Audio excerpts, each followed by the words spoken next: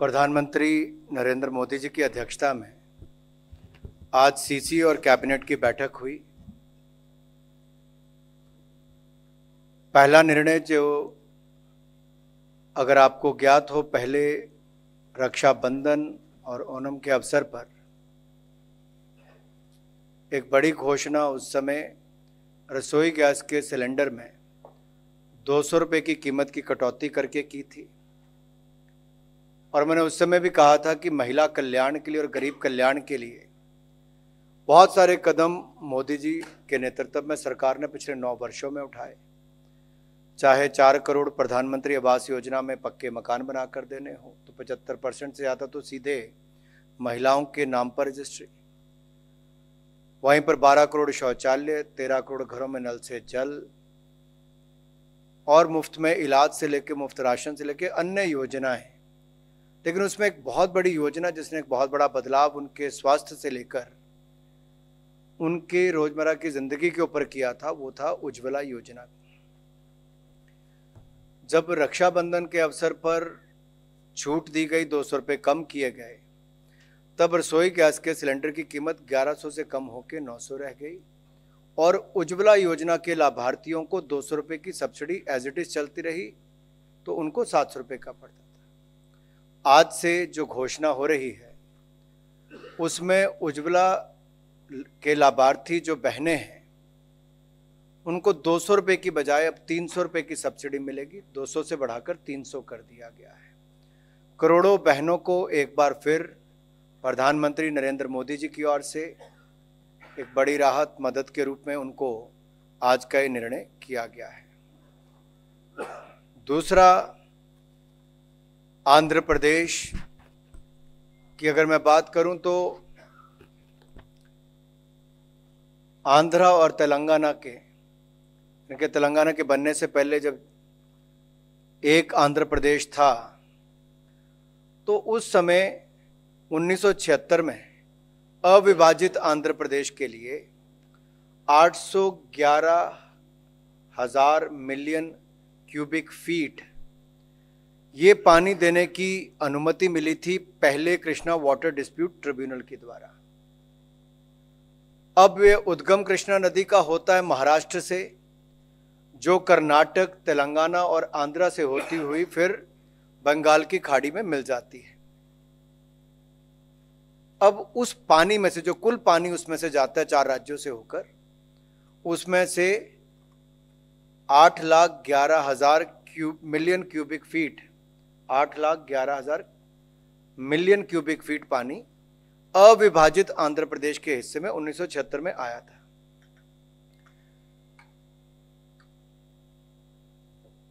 आंध्र प्रदेश, कर्नाटक और महाराष्ट्र ने 2004 में कंप्लेंट की केंद्र सरकार के पास, और interstate river water dispute act 1956 के अंतर्गत फिर second Krishna water dispute tribunal का गठन किया गया।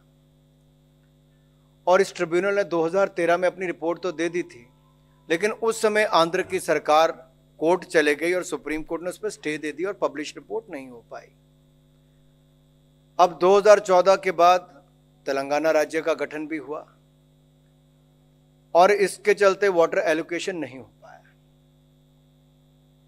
एक बार फिर जब इसके ट्रिब्यूनल को एक्सटेंशन दी गई 31 मार्च 2024 तक, उससे पहले फिर कोर्ट गए जहां पर उन्होंने कहा कि स्पेसिफिक स्टेट वाइज एलोकेशन करना चाहिए, और उस पर भी उनको कोई राहत नहीं मिल पाई। अब की बार तेलंगाना और आंध्र प्रदेश ने चारों राज्यों के बीच से गुजरने वाली इस कृष्णा नदी के जल बंटवारे को नए सिरे से निर्धारित करने के लिए केंद्र सरकार के समक्ष एक बार फिर अपनी मांग की और second Krishna water dispute tribunal को अप्रोच किया। ट्रिब्यूनल ने 2016 में जो इनकी मांग थी वो आंध्र प्रदेश रीऑर्गेनाइजेशन एक्ट के अंतर्गत खारिज कर दी थी, इसके रेफरेंस को खारिज कर दिया था। अब जब 2018 में तेलंगाना सरकार ने केवल आंध्र प्रदेश और तेलंगाना के बीच जल बंटवारे को सीमित विषय पर भारत सरकार के समक्ष नई कंप्लेंट दायर की है तथा सुप्रीम कोर्ट में दायर अपनी रिट याचिका वापस कर ली। तो इसी परिप्रेक्ष्य में second Krishna water dispute tribunal ने आंध्र प्रदेश और तेलंगाना के बीच कृष्णा नदी जल विवाद के बंटवारे के लिए समाधान के लिए नए टर्म ऑफ रेफरेंस देने का निर्णय लिया है।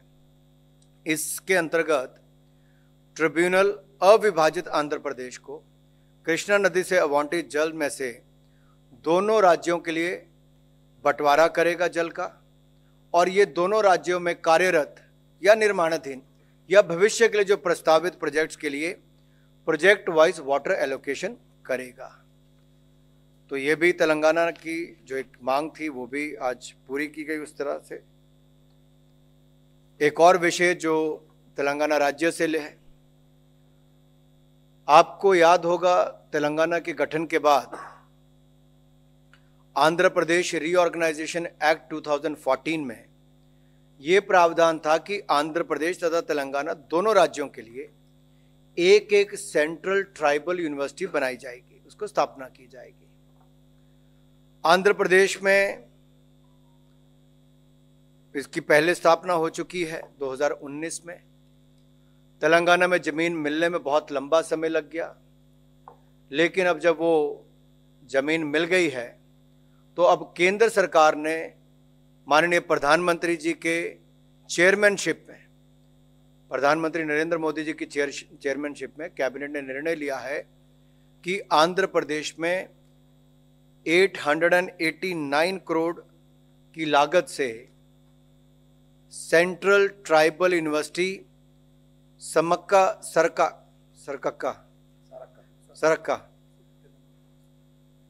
तो तेलंगाना में वन देवता जो है हमारे सरक्का सेंट्रल ट्राइबल यूनिवर्सिटी, इसको खोलने का निर्णय लिया है। इसके विस्तार में माननीय किशन रेड्डी जी आपको बताएंगे। एक और निर्णय, कोविड का समय जब यहाँ से हम फाइनेंस की निर्णयों की ब्रीफिंग करते थे, उस समय भी आपने सब अनुभव किया होगा कि दुनिया के सामने हल्दी का महत्व क्या है, टर्मरिक का उपयोग क्या है, उससे क्या क्या गुण है, उसका पता भी चला। आज अगर दुनिया में देखा जाए, भारत दुनिया का सबसे बड़ा उत्पादक, खपत करने वाला और निर्यात करने वाला सबसे बड़ा ऐसा देश है। आयुष सिस्टम की अगर हम बात करें तो उसके अंतर्गत अगर हल्दी की जो बात की जाए, उसका बहुत बड़ा उपयोग किया जाता है, चाहे आयुर्वेदा हो, यूनानी हो, सिद्धा हो, होम्योपैथी हो। और आयुष सिस्टम ऑफ मेडिसिन जो है वो अपने एंटीबैक्टीरियल, एंटीवायरल, एंटी फंगल और अदर मेडिसिनल प्रॉपर्टीज के लिए जाना जाता है। आज अगर मैं हल्दी की बात करूं तो देश में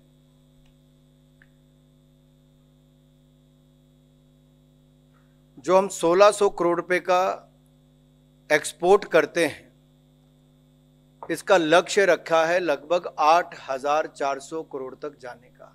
1 बिलियन US डॉलर तक इसको लेकर जाएंगे, और ये टारगेट पूरा करने के लिए बहुत जरूरी है कि नेशनल टर्मरिक बोर्ड बनाया जाए।